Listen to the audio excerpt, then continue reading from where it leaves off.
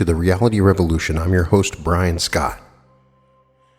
It's been a while since we read Alan Watts. Recently, on an episode, I played some Alan Watts. And in most cases, Alan Watts is the best version of Alan Watts. But he had some amazing writings and some stuff I'd love to read to you that is relevant to our discussion of spirituality and our relationship with who we are. In this particular episode, I'm going to read a lecture or teaching that he has called It. The idea is you are it. An understanding of what it is the key to everything. It by Alan Watts. Just as true humor is laughter at oneself, true humanity is knowledge of oneself. Other creatures may laugh and love, talk and think, but it seems to be the special peculiarity of human beings that they reflect. They think about thinking and know that they know. This, like other feedback systems, may lead to vicious circles and confusions if improperly managed, but self-awareness makes human experience resonant. It imparts that simultaneous echo to all that we think and feel as the box of a violin reverberates with the sound of the strings. It gives depth and volume to what would otherwise be shallow and flat. Self-knowledge leads to wonder, and wonder to curiosity and investigation, so that nothing interests people more than people, even if only one's own person. Every intelligent individual wants to know what makes him tick, and yet is at once fascinated and frustrated by the fact that oneself is the most difficult of all things to know. For the human organism is apparently the most complex of all organisms.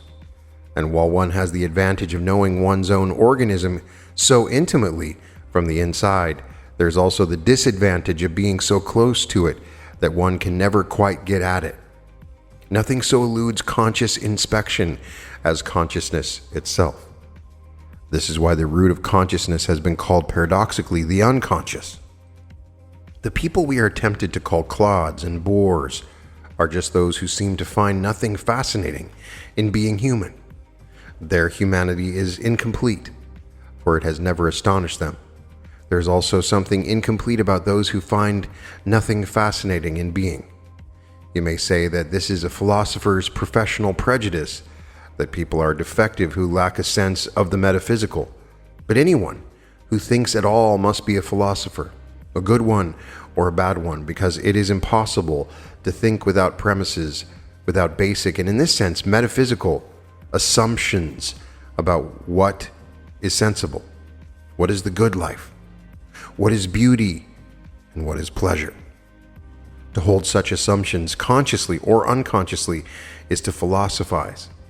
The self-styled practical man of affairs who poo-poos philosophy as a lot of windy notions is himself a pragmatist or a positivist, and a bad one at that, since he has given no thought to his position.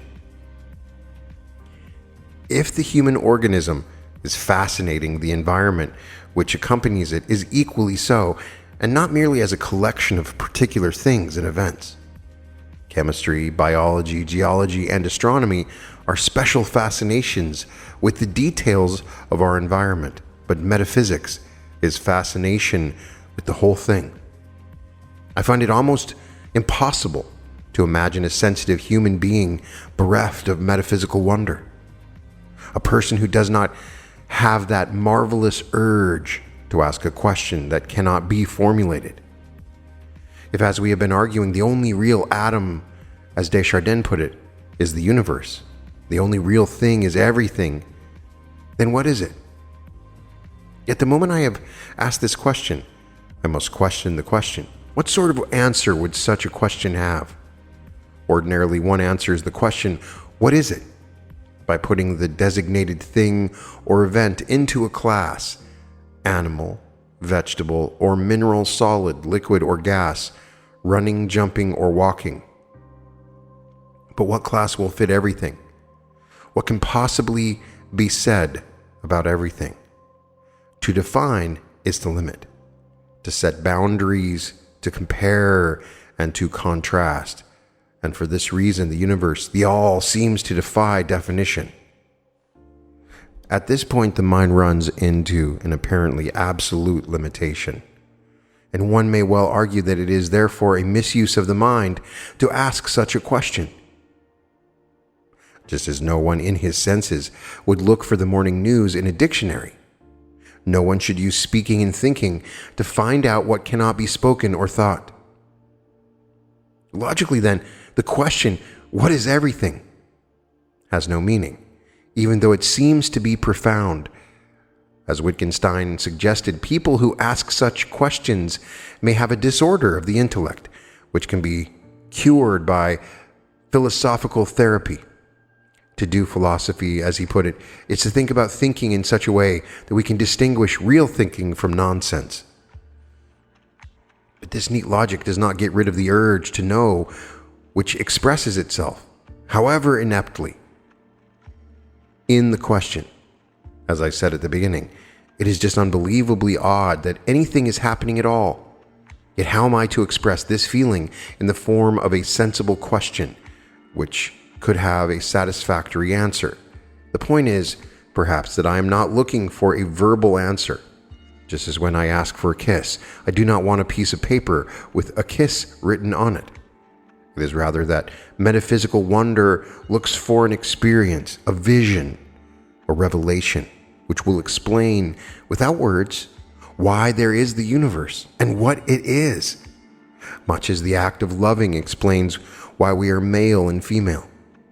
It could be said, then, that the best answer to what is everything is look and see. But the question almost always implies a search for something basic to everything, for an underlying unity which our ordinary thinking and feeling do not grasp. Thought and sensation are analytical and selective, and thus present the world as no more than a multiplicity of things and events.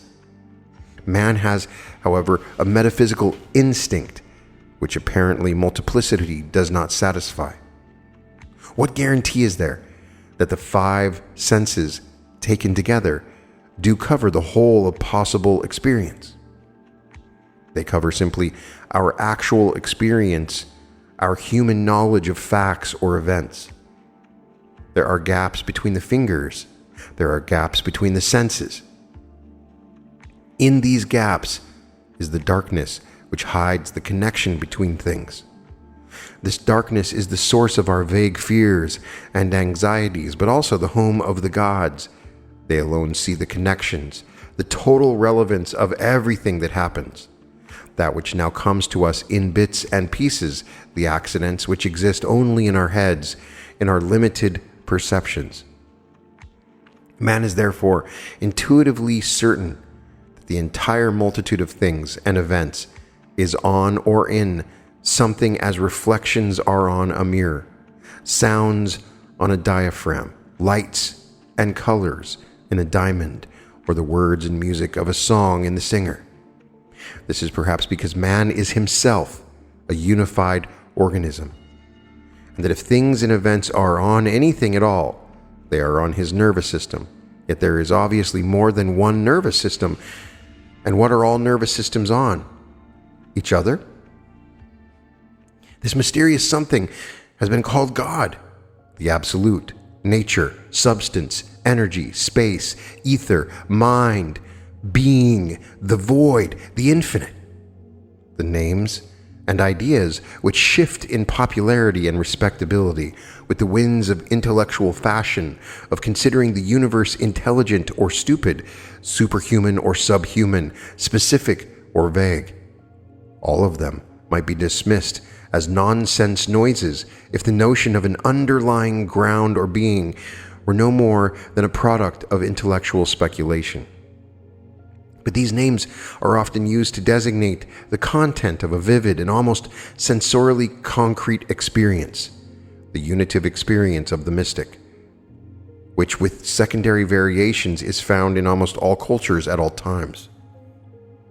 This experience is the transformed sense of self which I was discussing Previously, though in naturalistic terms, purified of all hocus pocus about mind, soul, spirit, and other intellectually gaseous words. Despite the universality of this experience, and the impressive regularity with which it is described in the same general way, tough-minded types regard it as a commonly recurring hallucination with characteristic symptoms like paranoia, which adds nothing to our information about the physical universe. Just as we cannot say anything about everything, so they argue, one cannot feel or experience anything about everything. For all our senses are selective. We experience by contrast, just as we think by contrast.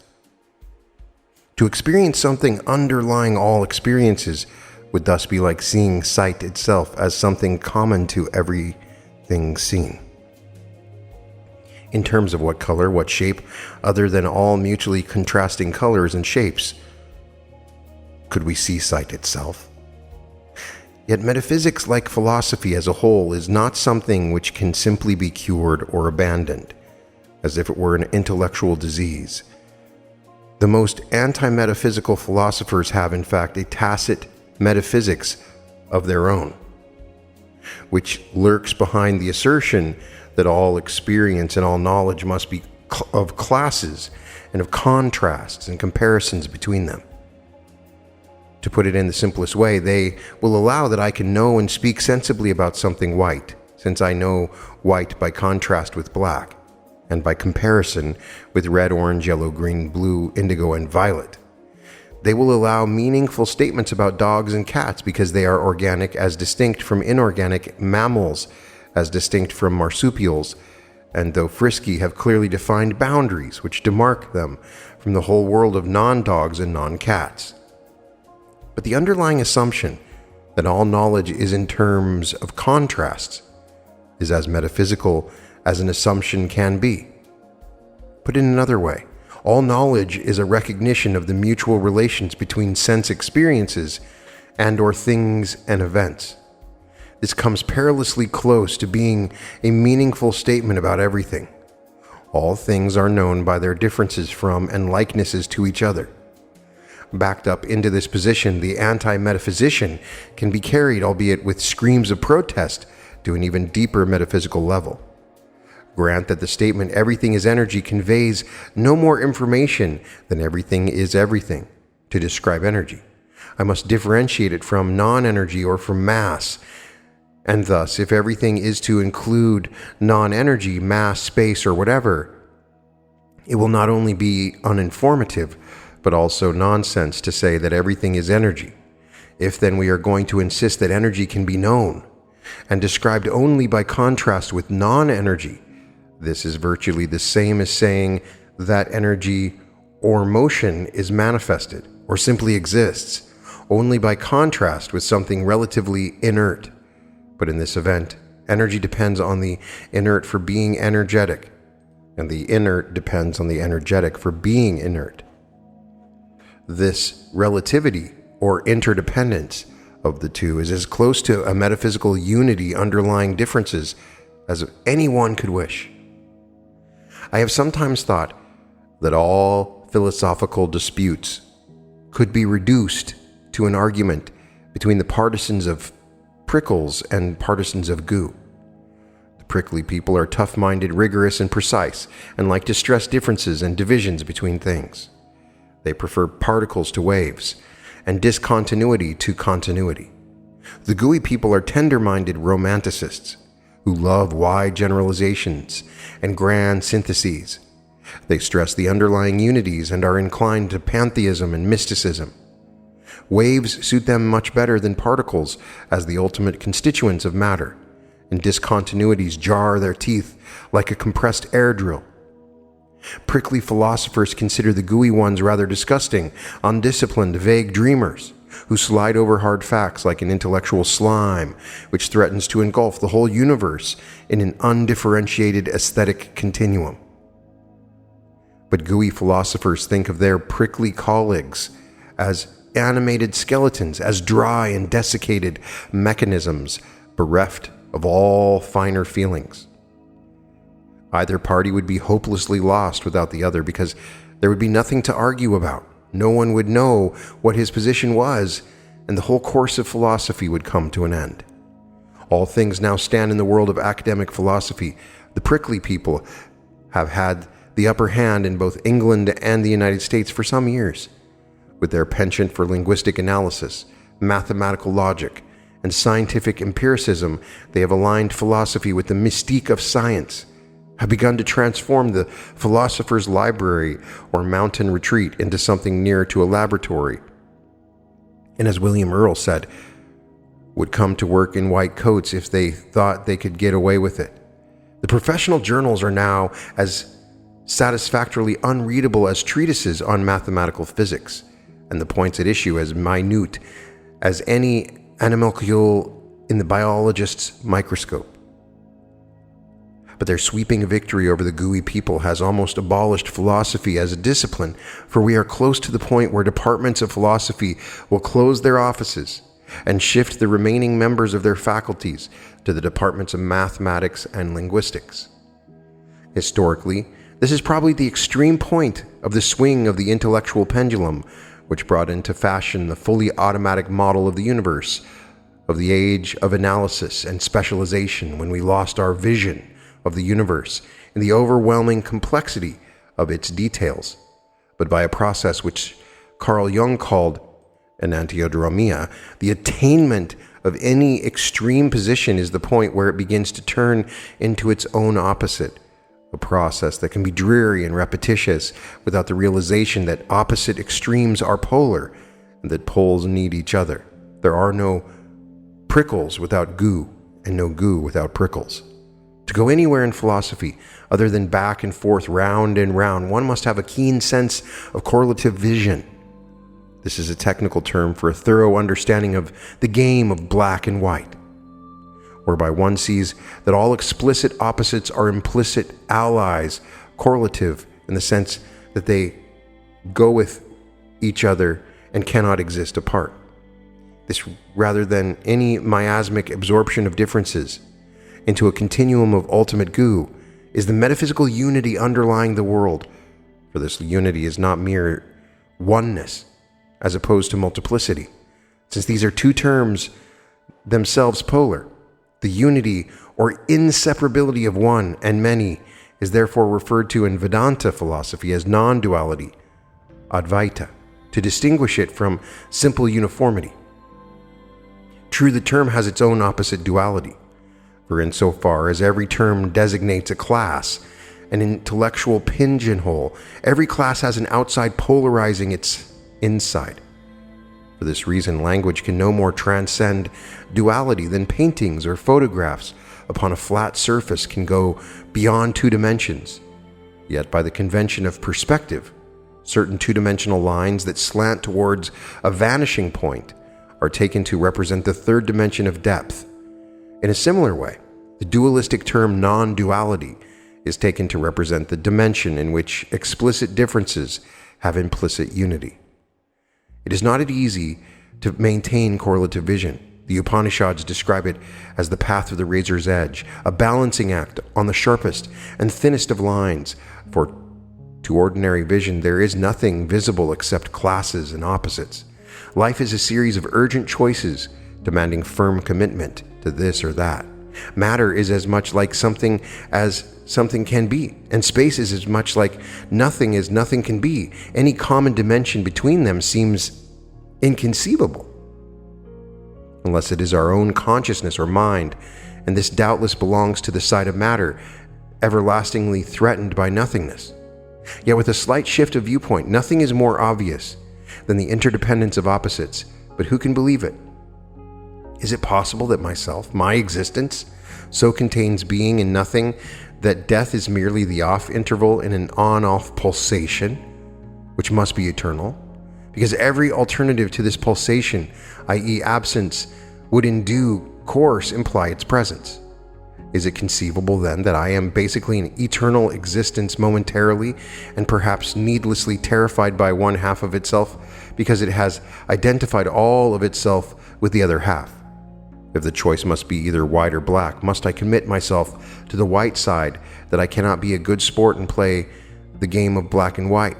with the implicit knowledge that neither can win? Or is all this so much bandying with the formal relations between words and terms without any relation to my physical situation? To answer the last question affirmatively, I should have to believe that the logic of thought is quite arbitrary, that it is purely and strictly human invention without any basis in the physical universe. While it is true, as I have already shown, that we do project logical patterns, nets, grids, and other types of calculus upon the wiggly physical world, which can be confusing if we do not realize what we are doing. Nevertheless, these patterns do not come from the outside. They have something to do with the design of the human nervous system, which is definitely in and of the world. Furthermore, I have shown that correlative thinking about the relation of organism to the environment is far more compatible with the physical sciences than our archaic and prevalent notions of the self as something confronting an alien and separate world. To sever the connections between human logic and the physical universe, I would have to revert to the myth of the ego as an isolated and independent observer for whom the rest of the world is absolutely external and other. Neither neurology nor biology nor sociology can subscribe to this. If, on the other hand, self and other, subject and object, organism and environment are the poles of a single process, that is my true existence. As the Upanishads say, that is the self, that is real, that art thou. But I cannot think or say anything but that, or as I shall now call it, unless I resort to the convention of using dualistic language as the lines of perspective are used to show depth on a flat surface. What lies beyond opposites must be discussed, if at all, in terms of opposites, and this means using the language of analogy, metaphor, and myth. The difficulty is not only that language is dualistic, insofar as words are labels for mutually exclusive classes. The problem is that it is so much more myself than I thought I was, so central and so basic to my existence, that I cannot make it an object.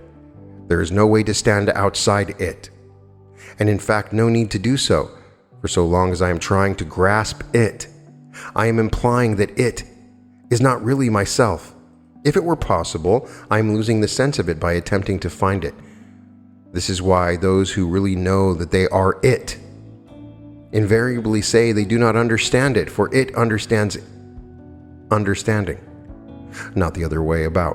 One cannot and need not go deeper than deep, but the fact that it eludes every description must not, as happens so often, be mistaken for the description of it as the airiest of abstractions, as a literal transparent continuum or undifferentiated cosmic jello. The most concrete image of God, the Father, with his white beard and golden robe, is better than that. Yet Western students of Eastern philosophies and religions persistently accuse Hindus and Buddhists of believing in a featureless and gelatinous God, just because the latter insists that every conception or objective image of it is void. But the term void applies to all such conceptions, not to it.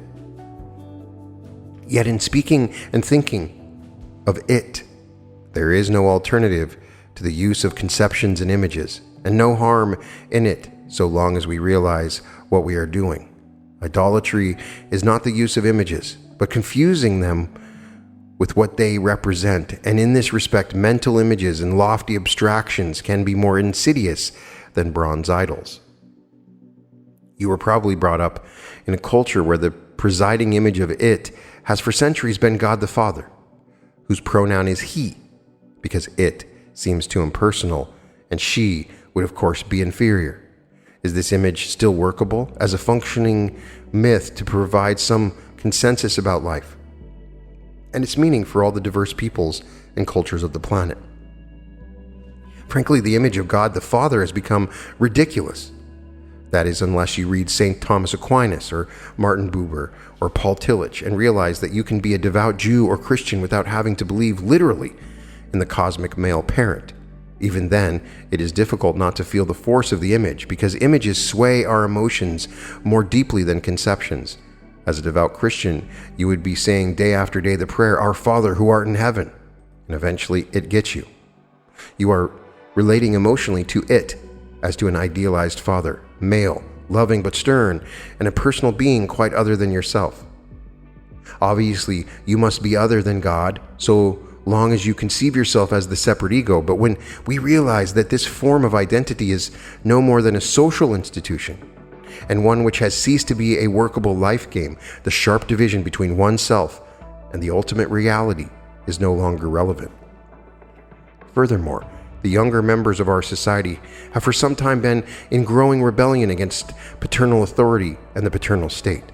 For one reason, the home in an industrial society is chiefly a dormitory, and the father does not work there, with the result that wife and children have no part in his vocation.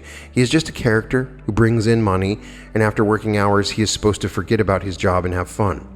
Novels, magazines, television, and popular cartoons therefore portray Dad as an incompetent clown. The image has some truth in it because Dad has fallen for the hoax that work is simply something you do to make money, and with money you can get anything you want. It is no wonder that an increasing proportion of college students want no part in Dad's world and will do anything to avoid the rat race of the salesman, commuter clerk, and corporate executive. Professional men too, architects, doctors, lawyers, ministers, and professors have offices away from home, and thus, because the demands of their families boil down more and more to money, are ever more tempted to regard even professional vocations as ways of making money. All this is further aggravated by the fact that parents no longer educate their own children. Thus, the child does not grow up with understanding or enthusiasm for his father's work. Instead, he is sent to an understaffed school, run mostly by women, which under the circumstances can do no more than hand out mass-produced education, which prepares the child for everything and nothing. It has no relation whatever to his father's vocation. Again, with this devaluation of the father, we are becoming accustomed to a conception of the universe so mysterious and so impressive that even the best father image will no longer do for an explanation of what makes it run. But the problem then is that it is impossible for us to conceive an image higher than the human image. Few of us have ever met an angel and probably would not recognize it if we saw one, and our images of an impersonal or superpersonal God are hopelessly subhuman, jello, featureless, light, homogenized space, or a whopping jolt of electricity. However, our image of man is changing as it becomes clearer and clearer that the human being is not simply and only his physical organism. My body is also my total environment and thus must be measured by light years in the billions.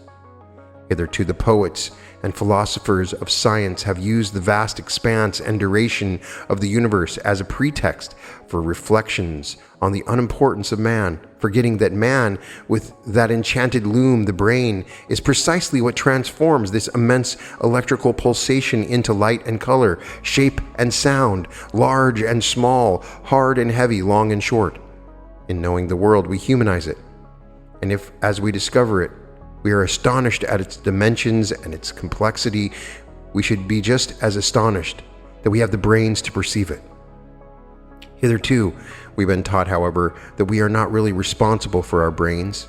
We do not know, in terms of words and figures, how they are constructed, and thus it seems that the brain and the organism as a whole are ingenious vehicle which has been given to us, or an uncanny maze in which we are temporarily trapped.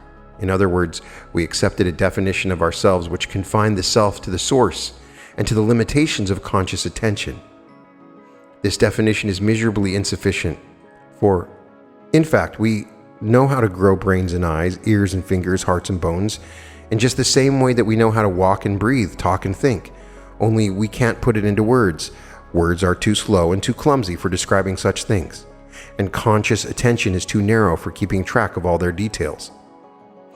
Thus, it will often happen that when you tell a girl how beautiful she is, she will say, "Now, isn't that just like a man?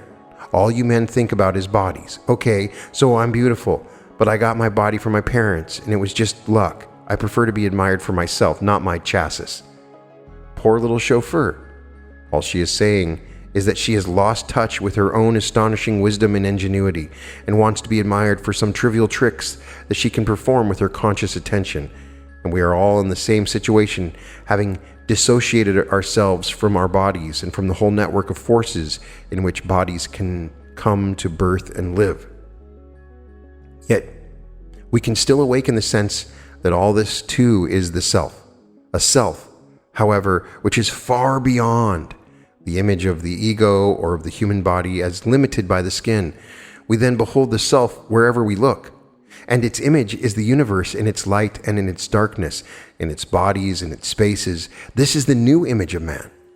But it is still an image, for there remains, to use dualistic words, behind, under, encompassing, and central to it all, the unthinkable it, polarizing itself in the visible contrasts of waves and troughs, solids and spaces.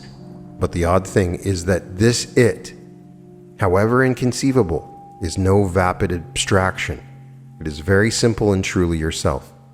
In the words of a Chinese Zen master, nothing is left to you at this moment but to have a good laugh. As James Broughton put it, this is it, and I am it, and you are it, and so is that, and he is it, and she is it, and it is it, and that is that.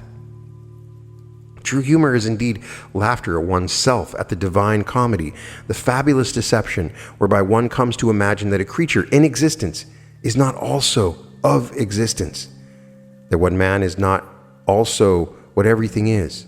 All the time we know it in our bones, but conscious attention, distracted by details and differences, cannot see the whole for the parts. The major trick in this deception is, of course, death.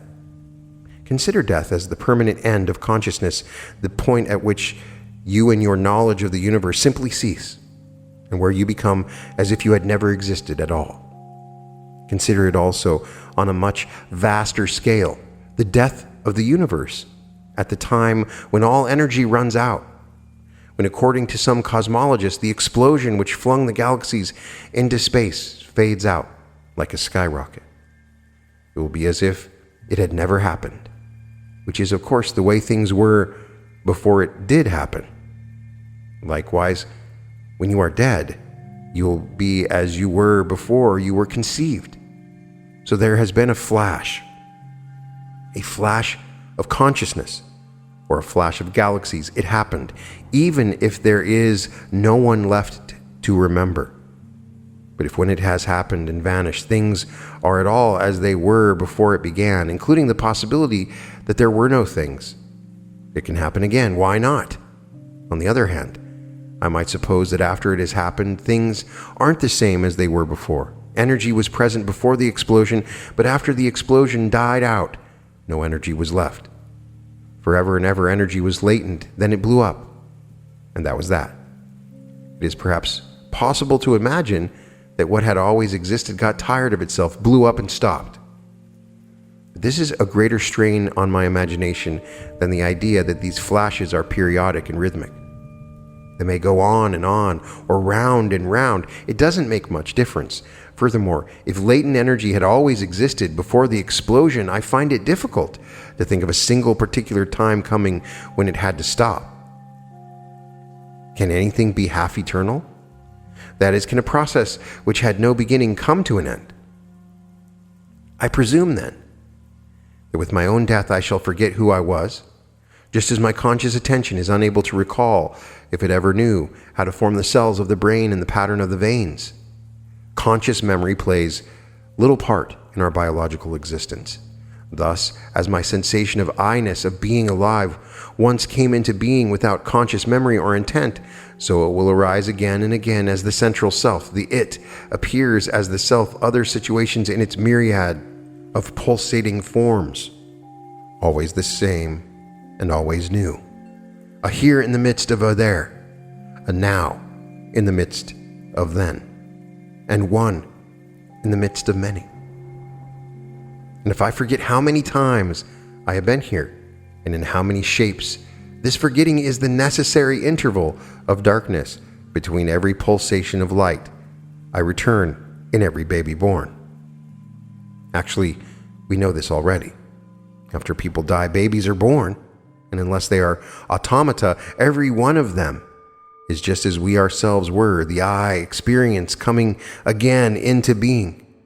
The conditions of heredity and environment change, but each of those babies incarnates the same experience of being central to a world that is other. Each infant dawns into life as I did, without any memory of a past. Thus, when I am gone, there can be no experience, no living through of the state of being a perpetual has-been. Nature abhors the vacuum, and the I feeling appears again as it did before, and it matters not whether the interval be 10 seconds or billions of years. In unconsciousness, all times are the same brief instant. This is so obvious, but our block against seeing it is the ingrained and compelling myth that the I comes into this world or is thrown out from it in such a way as to have no essential connection with it. Thus, we do not trust the universe to repeat what it has already done to I itself again and again. We see it as an eternal arena in which the individual is no more than a temporary stranger, a visitor who hardly belongs, for the thin ray of consciousness does not shine upon its own source. In looking out upon the world, we forget that the world is looking at itself through our eyes and its. Now you know. Even if it takes you some time to do a double take and get the full impact, it may not be easy to recover from the many generations through which the fathers have knocked down the children, like dominoes, saying, "Don't you dare think that thought. You're just a little upstart, just a creature, and you had better learn your place. On the contrary, you are it." But perhaps the fathers were unwittingly trying to tell the children that it plays it cool. You don't come on, that is, on stage, like it, because you really are it. And the point of the stage is to show on, not to show off. To come on like it, to play at being God, is to play the self as a role, which is just what it isn't. When it plays at being something else. Now, why did I read this lecture, and why is it important? It's a little different than the other lectures that we had, but it's still talking about something I talk about all the time, that we discuss with the Law of One, that we discuss with Neville Goddard and many other authors. That is an understanding of our oneness and who we are. When I say that you are God, what does that mean? When Alan Watts is discussing it, he takes a step back and changes the name. God is so deeply anchored in so many things in your past history that when I say the word, it automatically brings up certain reactions and images and ideas. Even if you've thought about this for a long time, it is triggering when I say the word God. And as he explains, here in the West at least, we are given a predominant view of God as a male father figure. Then when you look at our own dads and our fathers, and there is a sort of disconnect. We have our own father who works all the time, maybe doesn't give us the attention that we need, and then we're supposed to consider God our father. And there are some out there that call God our mother, and they refer to God as her. This loving being that is taking care of us like our mothers. Yet we look at our mothers who can be absent or angry or abusive in some cases, and we say, that's God? We're supposed to look at our mother like that? So any sort of genderized reference to God is limiting. God is not a her or him.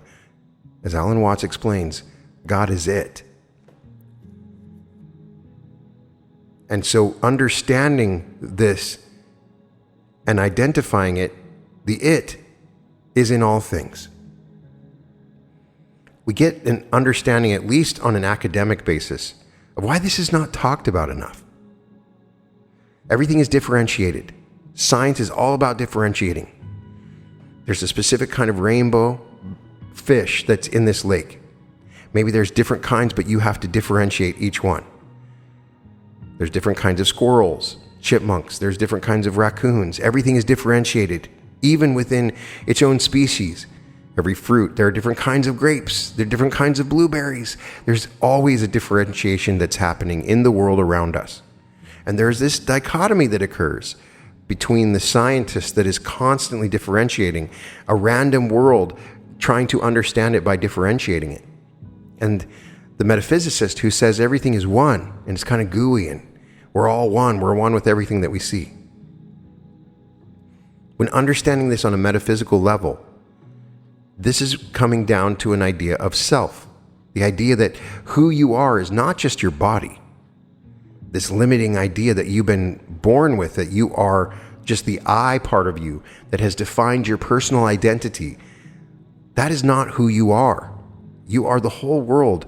The universe is your body. You make up every single cell and atom all around the universe. You have your attention for your universe being put through you in this moment, through those eyes, using that brain, but you are all of it. You are it. And Watts discusses the many questions that we have about death. I think perhaps Watts is one of the greatest lecturers on these conundrums and questions that we have about death. He has always confronted that great fear that we have, that when we die, it's the end of consciousness. There is nothing else. He is explaining that this death process is a natural part of the universe's cycle. And though we may forget who we are for 1 billion years, we may awaken again. That is who we are. We are it. And the universe is constantly differentiating itself into identifying itself as the I all over, everywhere, and perhaps in many different galaxies. What's going to happen when it all dies out? And what happened before the universe started? When the universe dies out, if we're eternal up until that point, can there be a half eternity? And what happened before it? These are wonderful questions that we don't necessarily know the answer to, but Alan Watts raises our ability to look at the situation from a different perspective. I totally recommend that you read his book, The Book, an amazing set of essays, the book on the taboo against knowing who you are. If you read the story on Jim McCarty, this is a book that really, really inspired him. And there's some wonderful lectures that you can listen to from Alan Watts. But he also has tremendous writings, and sometimes they're a little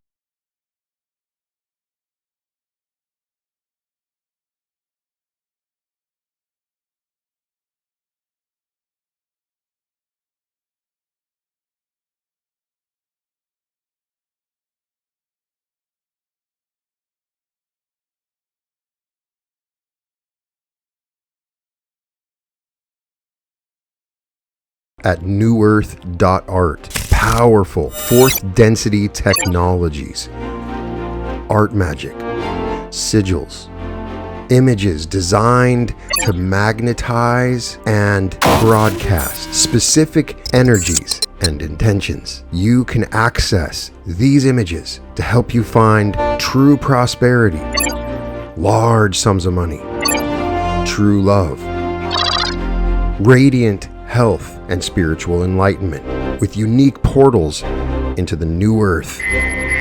These images are available for you. You can acquire prints of any image. You can acquire magnets, mugs, iPhone cases, t-shirts, hoodies, greeting cards, coasters, and several different gallery wraps and styles of canvas. You can also get these images in a variety of different sizes and dimensions. You can purchase these in a variety of different ways, and they are here to enable you to transform your life. You can go to wall previews and look at these images, and you can check them out with different dimensions. In many cases, you can get images up to 72 inches for any of these images. They are designed as unique technologies for you to look into, infused with magical light at www.newearth.art. Welcome to the reality revolution.